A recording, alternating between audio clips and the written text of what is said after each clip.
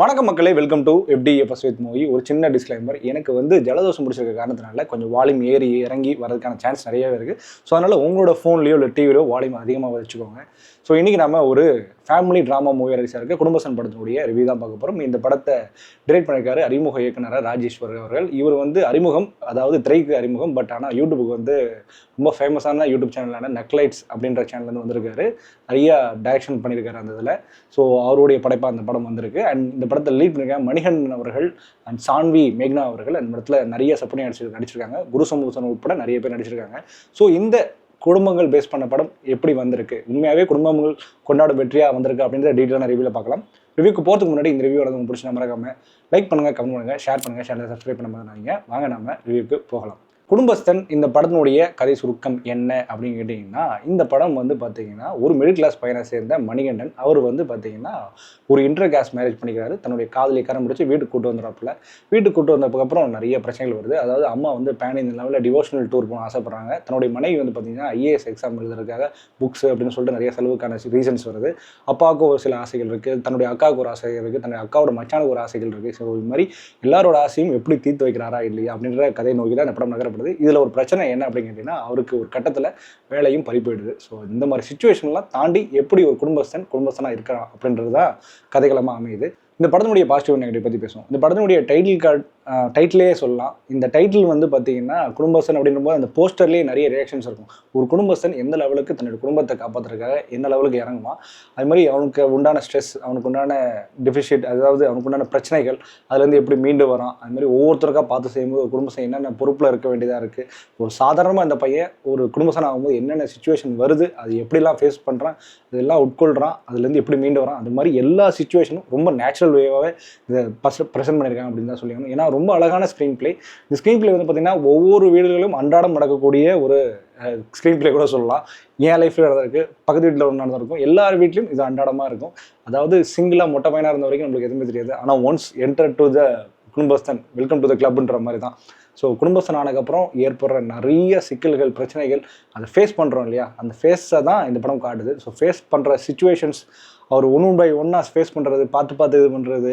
இந்த நான் மகனில் ஒரு டைலாக் வரும், இப்போலாம் இந்த குடும்பஸ்தனை பார்த்தா வணக்கம் சொல்லணுன்றான். அந்த மாதிரி தான் இந்த படம் பார்க்கும்போது கண்டிப்பாக நீங்கள் வந்து ஒரு தாய்மார்களை நீங்கள் கூட்டு போனீங்கன்னா கண்டிப்பாக தாய்மார்கள் ஐயா வணக்கங்கய்யா அப்படின்னு சொல்கிற அளவுக்கு படத்தில் ஸ்க்ரீன் பிளே சூப்பராக அமைஞ்சிருக்கு. மோரோவர் வந்து இந்த படத்தில் வந்து ஸ்லாங், கோயம்புத்தூர் ஸ்லாங் யூஸ் பண்ண விதம் ரொம்பவே சிறப்பாக இருந்தது. ரொம்ப நேச்சுரல் வேயாக இருந்தது. படமே வந்து பார்த்திங்கன்னா ஒரு மாதிரி நேச்சுரலுக்குள்ளே நம்மளுக்குள்ளே தள்ளிடுறாங்க. ஸோ சுற்றி நடக்கிற அந்த வாழ்வியல், சுற்றி நடக்கிற அந்த சரௌண்ட்ஸ் எல்லாமே நமக்குள்ளே அந்த படத்தை வந்து உள்ளே உட்கொள்ளுது. எஸ்பெஷலி ஃபர்ஸ்ட் ஹாஃப் போகிற வேகமே தெரியல, அவ்வளோ ஃபாஸ்ட்டாக ஸ்மூத்தாக, அதேமாதிரி நிறைய காமெடி சீக்வன்ஸோட கலந்து படத்தை வந்து நல்லாவே டெரிவேட் பண்ணியிருக்காங்க. செகண்ட் ஹாஃபும் அப்படி தான், நிறைய காமெடி சீக்வன்ஸ், நிறைய பிரச்சனைகள், ஒரு கல்யாணத்துக்குள்ளே போகும்போது பிரச்சனை, அதேமாதிரி கேட் அண்ட் மவுஸ் கேம், மச்சானுக்கும் மாமனுக்கும் ஒரு கேட் அண்ட் மவுஸ் கேம், அந்த மாதிரியான நிறைய சிச்சுவேஷன்ஸ். ஸோ இது வந்து ஒரு ஸ்டேஜாக, ஒரு குடும்பம் ஒவ்வொரு ஸ்டேஜாக தாண்டும் போது என்னென்ன பிரச்சனைகள் ஃபேஸ் பண்ணுறான். அதேமாதிரி தன்னுடைய வைஃப் IAS ஆக துடிக்கும் போது இவருக்கு கையில் காசு இல்லாமல் தன்னுடைய வேலை போனதுக்கப்புறம் அந்த வேலையை வந்து வீட்டில் தெரியாமல் மறைக்கிறதுக்கும், அப்புறம் வீட்டில் இருக்கவங்க சப்போர்ட் பண்ணுறது. ஸோ அந்த வேலையை வந்து நீ பண்ணு அப்படின்னு சொல்லிட்டு சப்போர்ட் பண்ணி அவங்கள வந்து எழுச்சி கொடுக்குறது. இது மாதிரி எல்லா சிச்சுவேஷனும் எல்லா ஃபேமிலிஸ்க்கும் இருக்கும். ஸோ லிட்டரலி இந்த படம் வந்து பார்த்தீங்கன்னா குடும்பஸ்தர்களுக்கு சமர்ப்பணம் அப்படி கூட சொல்லி டைட்டில் சொல்லலாம். ஸோ அந்தளவுக்கு இந்த படத்தில் வந்து குடும்பஸ்தனோட அவஸ்தைகள் ப்ளஸ் அவனுடைய வாழ்வியலை பற்றி ரொம்ப அழகாக டிஸ்கிரைப் பண்ண ஒரு கதைகளமாக அமையுது. ஸோ மோரோவர் வந்து பார்த்தீங்கன்னா இந்த படத்தில் நடிக்கப்பட்ட எல்லா நடிகரும் ரொம்பவே சிறப்பாக நடிச்சாங்க. எஸ்பெஷலி மணிகண்டன். இந்த மிடில் கிளாஸ் பையன் அப்படின்னும் போது ஆட்டோமேட்டிக்காக மணிகண்டன் கொண்டு வருவாங்க. இவர் வந்து மிடில் கிளாஸ் மணி அப்படின்னு கூட சொல்லலாம், MCM அப்படின்னு கூட சொல்லலாம். ஸோ அந்த லெவலுக்கு மனுஷன் வந்து ரொம்ப நேச்சுரலாக இருந்தது. அதுமாதிரி கோயம்புத்தூர் ஸ்லாங்னா ரொம்ப ஈஸியாக பேசுகிறாரு. படத்தில் வந்து அந்த வேலை விட்டு போனதுக்கப்புறம் அந்த எக்ஸ்பிளைன் பண்ண முடியாத ஒரு சிச்சுவேஷன், அதை வந்து ஒவ்வொருத்தருடையும் போயிட்டு அது என்ன பண்ணுறது, எப்படி பண்ணுறது அப்படின்றது மாதிரி புலம்புறது, எந்த பக்கம் போகிறது, ஒன்றுமே புரியாத அந்த சிச்சுவேஷன்ஸ்லாம் அவரோட நடிப்பு ரொம்ப அழகாகவே நேர்த்தியாகவே இருந்தது.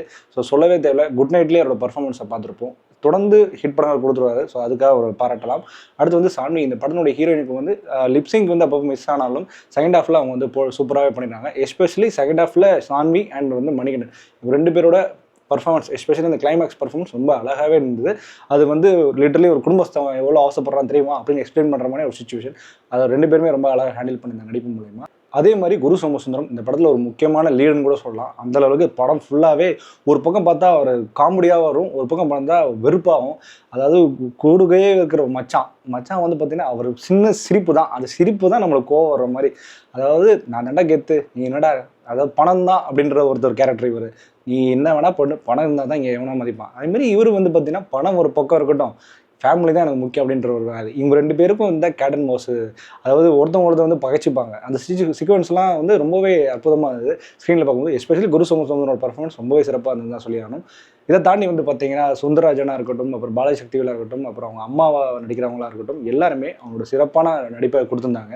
ஸோ இந்த படத்தினுடைய ப்ளஸ்ஸை சொல்லிட்டோம். மைனஸ் அப்படின்னு பார்க்கணும்னா செகண்ட் ஹாஃப் போனதுக்கப்புறம் ஆரம்பிச்சதுக்கப்புறம் வந்து பார்த்தீங்கன்னா அந்த அளவுக்கு ஒரு செக்மெண்ட் கழிச்சு பார்த்தீங்கன்னா கொஞ்சம் படத்தோட லென்த் அதிகமாக இருக்க மாதிரி ஃபீல் ஆகுது. எஸ்பெஷலி ஒரு கட்டத்தில் வந்து நக்லைட்ஸ் வீடியோ தான் பார்க்குறோம். ஏன்னா நக்லைட்ஸ் வந்து பார்த்தீங்கன்னா இந்த அம்மாஞ்சி அப்புறம் வந்து நிறைய வீடியோஸில் வந்து சீரியஸ் மாதிரி விட்டுருந்தாங்க. இப்போ ரீசெண்டாக கூட கசின்ஸ் அப்படின்னு சொல்லிட்டு வீடியோஸ்லாம் விட்டுருந்தாங்க.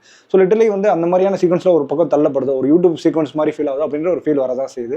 மற்றபடி இதெல்லாம் ஒதுக்கி வச்சு பார்த்தீங்கன்னா படம் வந்து ஒரு நல்ல ஒரு குடும்பங்கள் கொண்டாடும் வெற்றி படமாக தான் வந்திருக்கு. அதில் எந்த ஒரு டவுட்டுமே இல்லை. ஸோ கண்டிப்பாக இந்த குடும்பங்கள் கொண்டாடும் வெற்றி, அதில் எந்த ஒரு டவுட்டுமே இல்லை. இந்த படத்துக்கு நம்ம கொடுக்கக்கூடிய ரேட்டிங் என்ன அப்படின்னு கேட்டிங்கன்னா 5க்கு 3.5. ஓகே மொபைல் இந்த ரிவ்யூ பிடிச்சா நம்புறேன். இந்த ரிவ்யூ பிடிச்சா மறக்காம லைக் பண்ணுங்கள், கமெண்ட் பண்ணுங்கள், ஷேர் பண்ணுங்கள், சேனலை சப்ஸ்கிரைப் பண்ண மாதிரி. Stay BFT with மோகி.